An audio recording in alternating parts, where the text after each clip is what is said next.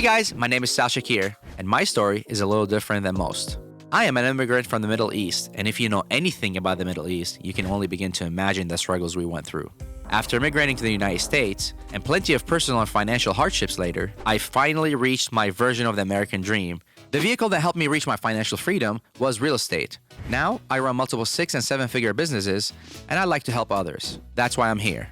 If I can do it, so can you. Believe me. Subscribe to my channel, and I'll show you how. What's going on, guys? Welcome back to another episode of Scaling Your Real Estate Operation, aka Hustler to CEO. And this one, we're going to be talking about disposition and why it's important and what you can make out of it and how you can maximize. All right, and this one, we're going to be talking about the importance of disposition. Why is the department important to scale your operation, multiple 6 figures or 7-figure operation? Number one, you need to maximize all your deals. Deals are not easy to get by. For an acquisition department, sometimes it takes them a year to get a deal. And over here, we have to maximize and get the most out of it. Number one, to get more money for marketing or for operations. Number two, your team members will benefit a lot more. Your acquisition managers, if they're on percentages, like it should be, they're gonna get more commissions out of that, and everybody else in between. So it is a good department to maximize all your deals. And trust me, when you're doing a lot of deals and big deals, you definitely need someone in that place. It creates more opportunity. It creates more opportunity for you to expand your company. Like I mentioned earlier, you can pay different departments more. You can start a new department or expand on a marketing channel that you didn't even have the money for that. When you start maximizing the profits, you can start dabbling with those opportunities. Therefore, your company will scale. Number three, to streamline the process. What does that mean? It means that if you have a lead when it first enters, and we talked about your acquisition manager hitting that lead and then following up with that and getting it to a transaction coordination. Now you have a transaction coordinator handling it. Well, the missing piece would be this process. So once you have someone in this place and you streamline that, it becomes a conveyor belt. Every successful business has that conveyor belt platform. For example, Amazon. Amazon is a perfect example for that. When you order something, and if you order something, you try to cancel it 10 minutes later or 5 minutes or 15 minutes later, and you're like, say, hey, I would like to cancel this, and you cannot cancel it. Sometimes you can't cancel it on the app. They say, well, it's already been shipped. And you're like, how did this even happen? Well, this is because they have a process. Literally, in order for them to ship as many products as possible to as many people, to maximize profits, of course, they have to have that streamlined process. So essentially, that's what you're trying to do to building this operation. You don't want to have a company that has 20, 30, 40, 50 deals a month, but then, or you're trying to reach that. Once you reach that, this becomes your bottleneck because you can't sell deals fast enough. And what happens if you do that? You're gonna have to cancel contracts, so loss of opportunity there. Number two, you're selling things at a cheaper price because you're not maximizing on that, so you're losing more opportunity there. That's why this is a very important component for that. Last thing is, this is a money producing position. What does that mean? We've talked about this in previous videos. Someone like an admin is not who buys paper for the printer or ink for the printer. That's not a money producing position. Obviously it's important, but that's not a money producing activity. Versus this type of position is obviously 100% money producing activity. Next thing is, what is the disposition personnel's duties, the day-to-day duties that they need to do? Number one is follow up on their deals daily. So if they have 5 deals on their desk or 10 deals on their desk, they need to follow up on those deals every single day. They need to know what's going on with them. They need to understand what's happening with, if there's any special needs that's needed for the tenants or for the sellers, or if there is a buyer that needs some specific information. You need to address this every single day or get more information and updates on that. Always marketing the deals. So no matter what, their job is to market these deals. No, there's not a day that goes by we don't market deals. Even if some deals that we've sold before, we would market them just so we can fish for new buyers. They can call us and say, hey, we need this deal. And they say, well, we sold this deal, but we have other deals. Would you be interested in that? So it doesn't have to be always new marketing materials. Dealerships actually do that all the time. The switch and bait, they call it. Not that it's a bad thing, it's just more of a marketing tactic. You call for a blue car and they say, well, we don't have this blue car, but we have this green car. Would you like that car? So always be marketing. Daily calling potential buyers and updates. So always update your buyers. Always call them and inform them what's happening with your deal. So if there is something that's gonna add an extra day, or if there is a special need in that property, just call the buyers and always update them into what the next steps are or what to expect. When you start doing this and you do this with your buyers, they're gonna build that trust with you. They're gonna wanna buy more deals from you. Because remember this, you don't really need hundreds of buyers every day or every month. You just need a few good buyers. And this is one of the ways that you treat your buyers well, they'll treat you good back. One of the benefits of that as well, we've sold properties to buyers that haven't even seen properties before. We would send them pictures and they'll take our word for it because we're built such a good relationship. They know what kind of deals we do. Building buyers list, 20 to 40 buyers a month.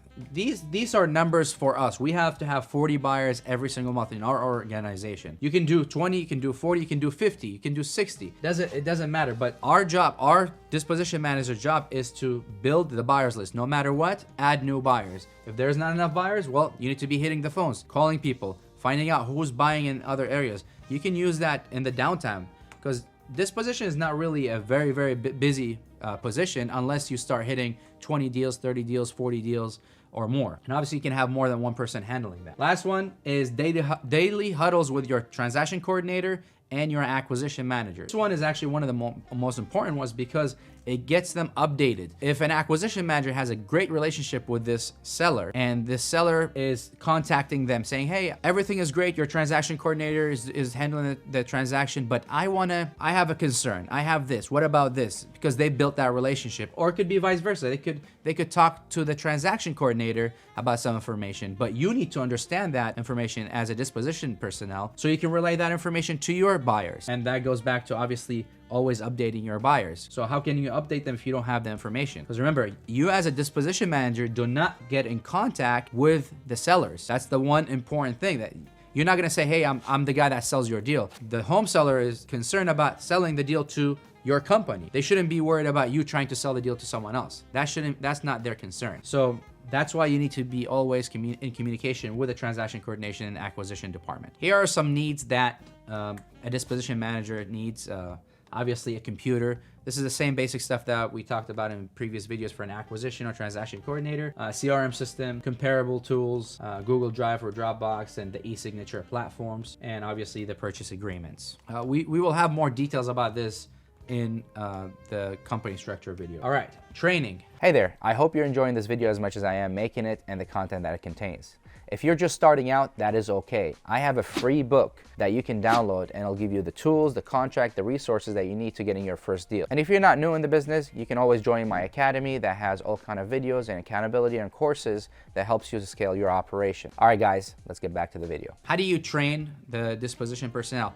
This is a lot like the acquisition managers as well. Recorded videos, recorded calls, role playing. It's always good to role play with your disposition manager. If you've done this role before and you're about to hire someone, well, do some role playing because you might have a unique skill set that it worked out for you for the years, and now you're hiring someone new and they don't know that comes from experience. Obviously, role playing will be that for them. Sales meeting and huddles and setting up goals. So setting goals, example, like I mentioned earlier, you can say, hey, 50 new buyers a month. Or it could say, hey, squeeze extra X amount of money per deal, average. So let's say if they sold 5 deals a month and they squeezed an extra money that you thought you're gonna sell the deal for $25,000 profit and they made $27,000 profit, they made $2,000 extra.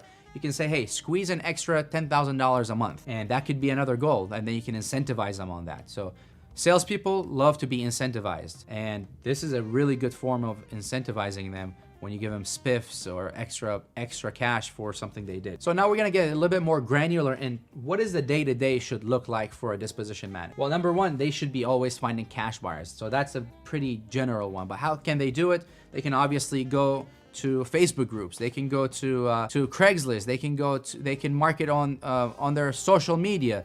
There's so many different ways. They can send emails out to cash buyers in the area, or lists that they got as a cash buyers list. And you can get instant email lists from title companies. If you've built a good relationship with a title company, you can call the escrow office and say, hey, what is the biggest buyers that do transactions with you? And they usually give you the top 5 or top 10 or top 20. That's really all you need to really form a good business model, right? You don't, like I said, you don't need hundreds of buyers. Obviously, more eyes is more money, but you can have really solid 5 to 10 to 20 buyers, and that's it. You're set for life. And you can get that through title companies. Skip tracing local LLCs. So if you have a deal in one area and you just go on the map and see who owns those properties that they were purchased in cash, and you see the LLCs owned, then you can go ahead and skip trace the agent of that and call them and say, hey, I have this deal. Are you interested in buying? This is a couple houses down from the house. And you kind of know what they like to buy because that's something that they just bought down the street. You can even ask them to pay you more because that's their area. Most buyers like to stick to one area. That's one of the golden rules. You'll have a buyer that loves to stay in a certain zip code or a certain like block, and they would pay the most money because they're so comfortable, whether it's close by them or whether they just gotten good luck at selling deals over there, rehabbing and selling them. I don't know what it is, but it always works out better that way. How to maximize deals and get more money. Obviously, negotiation skills. We're gonna go through some rebuttals next and how you can maximize that. And position yourself to win, obviously. So that's kind of the main duties of a disposition manager. Here's some tools and resources. Prospect X or any CRM system you wanna use.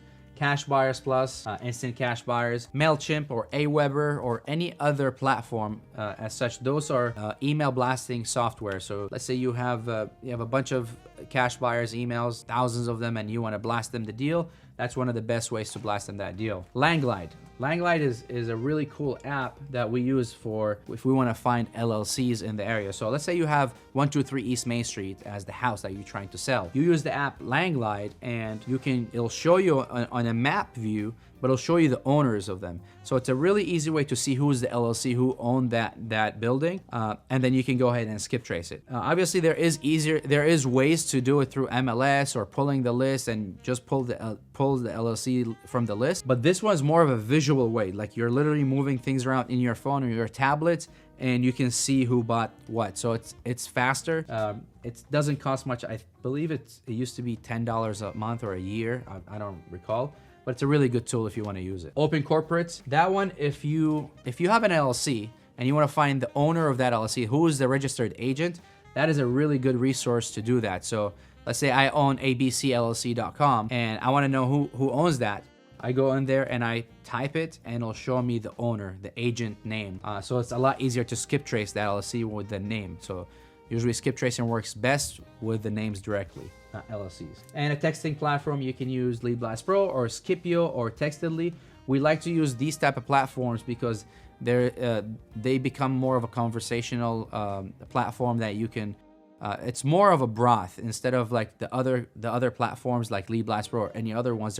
They blast massive numbers, and it's more mainly for unit filtration and other steps. But with this one, it's more of a personal relationship back and forth. It almost feels like you're using your own phone. That's why we recommend using those. And here's an example of a disposition website if you want to post all your deals over there. It's always good to have a website. Why? Because it builds credibility. I used to hate doing this when I used to go to when I used to send a deal out and someone says, well, do you have other deals? I have to go find the link to other pictures, to other deals, and I have to find other the submission form, how to make an offer, and more details about it versus having it unified in one place. Especially if you're driving, it's a lot easier when you have a website that they can go to and they see your deals, and if something is sold, they can always go to the next one and they submit offers there. It becomes more of a funnel to your disposition side, or your buyers can go in there. So you can just click on it and you'll see a bunch of properties they can submit. For someone like a cash buyer that says, hey, add me to your buyers list, you can go ahead and add it manually. But if you do something like this where they can add it automatically and it goes to your system, that's a lot easier, right? Obviously, is this necessary? No. But as you scale, you'll see how much easier this could be and how much more money you can make because you're just giving them more opportunities to offer you more money, or giving an opportunity to offer you money on some deals they didn't even know existed. And ultimately, you want the cash buyer to bookmark that website, so every time they want to buy a deal, they buy from this because it's a lot easier than hunting the deal, then going to a website and boom, they show all the properties in there. With this one, if you click on here, you can see that they'll enter their information and it'll go to our back end, and our disposition manager can contact them immediately. Next topic is disposition rules. These are not really written rules, but this is the rules that I like to obey by, and our disposition manager has to obey by because it has helped us to get the most amount of money. Number two, it goes with our core values. So Number one, we gather all the information. We make sure that we have all the information for the property, for if there is any tenants in it, if there is any issues with the property. Let's say there is a foundation issue, if there is the roof is caved in, or if there is appliances that's not working, whatever it is, we want to make sure that we have all the information, as many information as possible, because when we present that deal, we want to be prepared for that. We're not trying to hide anything. Everything has to be crystal clear. We tell our buyers to submit their best and highest, and this is the golden rule. This one right here has made us millions of dollars extra over what we would have made originally. So what does best and highest mean? If you're buying, traditionally you're buying any deal, you usually have to submit your best and highest, and they go for that. Not every best has to be the highest, but you have to take the combination of the best and highest. What does that mean? The higher number and the fastest closing date, more earnest money, or maybe more less commissions out, because it could be someone could offer you the highest offer, but it could be there's a commission they have to pay someone else for that. So really the highest is really not the best at that point. So we tell people to submit offers and we will get back to them in 24 to 48 hours. That is an absolute must that we do in our organization, because you don't know how many times that you can commit to a number and 5 minutes later someone can call you and say, hey, I'll pay you this much, and that much could be $20, $30, $40,000 over the last person, but you just committed. You can't go back to your word. That's another thing, is you have to be very ethical. So we wait 24 to 48 hours no matter what. We have to wait 24 to 48 hours to get back to them, because we want to make sure that everybody sees that properties, have enough time to do their homework and give you an offer. Always, always, always be ethical. What do I mean by that? This is a very, very small community in the real estate investing world. And you don't want to be known that the guy that burns people or the guy that creates bidding wars. We have to make sure that if you want to make millions of dollars, you have to make sure that you do it the right way. And obviously it's a win-win operation. So you cannot be unethical about this. All right. And if you've been doing this business long enough, you'll understand that this is a reputation business, and you want to make sure that your reputation is up there to get more business. Here are some rebuttals. Make sure you get a notebook or write some stuff down, because this stuff right here has made us those extra millions of dollars because of we used it the right way. First of all, we used the rebuttals to the T. Number two, we were ethical about it. Is this a bidding war? That's when a seller or a buyer comes to you and say, hey, is this a bidding war? Tell me your number. I will make sure that no one else buys a deal from you. I've heard that before. I've actually had someone that threatened to come to me and beat me up because I tried to say, submit your best and highest offer and I'll get back to you. When we first introduced this to the marketplace, people were really, really aggressive onto that, because if you're a wholesaler and you've been in this business long enough, some wholesalers are looked down upon by cash buyers or by buy and hold. So they're not used to that. They're not used to saying, no, give me your best and offer and I'll get back to you. They're used to hearing, what's your number? I'll give you that, or I don't give you that, or they'll beat you down on the price. They're not used to saying, well, submit your offer. They're gonna say, is this a bidding war? And they get mad at you. Well, this is where you clarify this. No, this is not a bidding war. This is just me making sure that everybody else sees the property. I want to give an equal opportunity for someone else to give an offer to this property. Because what if you were busy? Some people don't have time to run comps. And another thing, I want to make sure that I talk to my boss. So let's say if you have a team member, they can always, or a partner, talk to my business partner, talk to your boss, or whoever it is that these numbers work out, because you're buying yourself time now. You're buying yourself that time that it can make you an extra 10, 20, 30, 40, $50,000 extra. And trust me, a lot of this happens in every single deal that we do. There's always, not the first offer is always the best offer. 9 out of 10 times is the other offers that come. Second thing is sell me now. Sell it to me right now. What is a buy now price? Again, we stick to this with the rebuttals. I cannot give you the buy now price because I do not know what your cost is. Number one, I don't know what your cost of rehab is. I don't know what your cost for material is. Number three, I don't know what your exit strategy is. You could be a buy and hold, or you could be a person that want to make an addition. The house, you want to make an extra bedroom, an extra bathroom, make extra room in the house to drive the comps higher. My job is not to limit how much you should make in that property. So I don't know what your exit strategy is. And this usually works out great because they're gonna say, what's your number? Sell it to me, like the buy now price. You never know, and I'm telling you, like 9 out of 10 properties don't give the buy now price. If you absolutely have to and that's a friend, then make some exceptions. I'm not, by the way, these are 90% of the time is used, but you still have some variance of buyers that you have to do some favors for. But you really don't know what their cost is. What if someone's cost to rehab the house not $20,000, and that's the budget you put for that? What if it's $10,000? You just literally created a $10,000 loss for you because they could have offered $10,000 more. You don't know that. Well, what if they wanted to add an addition, and that addition was going to make an extra $25,000 or $50,000 into that property? Well, what if you could have made an extra $15,000, right? You don't know that. So that's a really good rebuttal for that. This one takes the cake, because I get a lot of this. When I used to do disposition, and my disposition manager used to tell me this all the time, I can offer you an X amount, I can offer you $2,000 over the highest person, over the highest offer. What do you do next? Do you take it? Do you not take it? So number one, of course we don't take it. The reason is because if you take it, you're becoming unethical. And we just talked about earlier, you have to always be ethical. You can't create your own suspicion. So if you're saying, yeah, sure, I'll take that much, and this is the highest one, well, you just did bidding war. This is kind of a dirty bidding war at that point, actually. And the second thing is, I would literally say this word by word. It's not fair for the person that submitted that offer. What if that person is you? What if you submitted an offer and someone had told me, I'll pay you $2,000 or $5,000 over asking price? I've actually been offered $5,000 or $10,000 over someone else's offer, and I've turned it down for that one reason, because you want to be ethical. Number two, it's not fair. It's not fair for the other bidders that submitted on your property, or other buyers that potential buyers.